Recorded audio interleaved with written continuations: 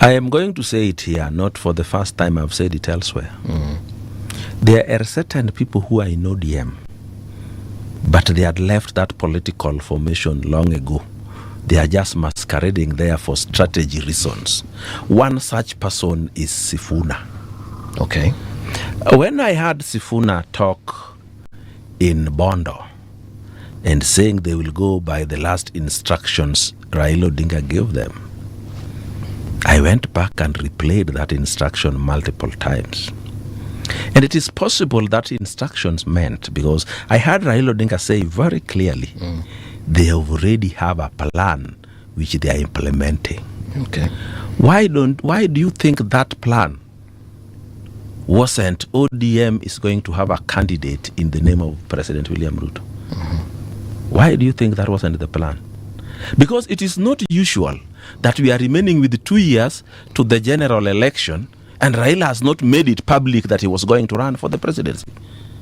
The nearest he came to doing that was saying that ODM, who told you ODM will not have a candidate? And he also, in the same statement, he also said they already have a plan and the plan is being implemented. Even though in the same sentence, he also said do not commit the party to some arrangements. What he was trying to say, I am the one who knows plan, you don't know it. So is it so when he tells people that the party has not sat down to agree, of course we know the party rarely sits down to agree on anything. He reports to the party that this is what we ought to be doing. And you see, everybody in that party knows when Baba said left, it's left. When he says right, it's right. So for political reasons, he normally tell the world that the party will sit and agree. That is for legal reasons. Okay. But we know Raila Odinga already had in mind who was going to be his presidential candidate.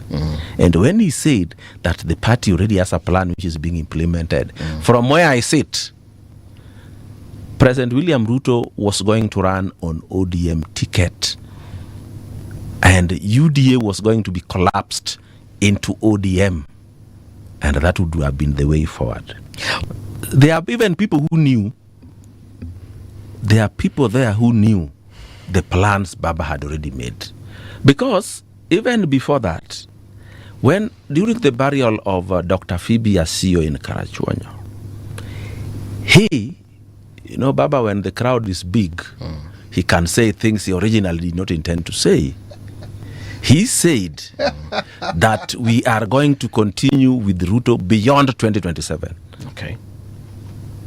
So, in politics sometimes, you do not release all the information because you will attract a lot of babs. You will attract a fight back. So, I do not think, because even these people who are saying instructions, if you tell them, okay, Baba gave you instructions in Machakos, what was it? What was that instruction? Other than saying that who told you ODM will not have a candidate? He did not even say who the candidate was going to be. He did not even say who the candidate was not going to be. But when you look at his actions and inactions through the periods, then you could clearly see this candidate was going to be President William Ruto. Owidi, something I'd like you to explain to me. Yes, I will. Why do you think that Sifuna, despite all his pronouncements, has actually left ODM? Sifuna, because he's not furthering the cause of ODM, he's furthering his own cause with his own people. Because even though Raila Odinga was talking the way he was talking, his actions were very clear. How he was moving on with President William Ruto and his party. So it's only Sifuna who was talking and acting differently.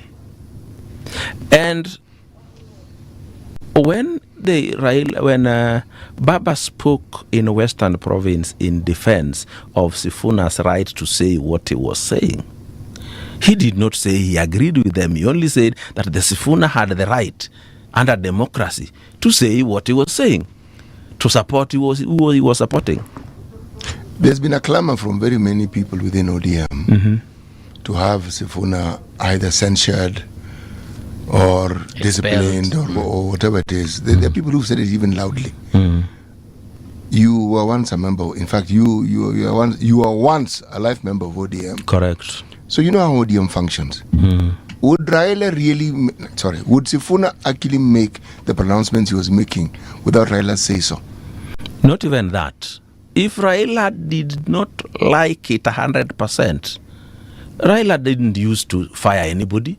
Even if you are the executive of the party, he would not fire you. He would ask goons to throw you out. When you disagreed with him, you make sure you don't go where he's going, where he has called a meeting.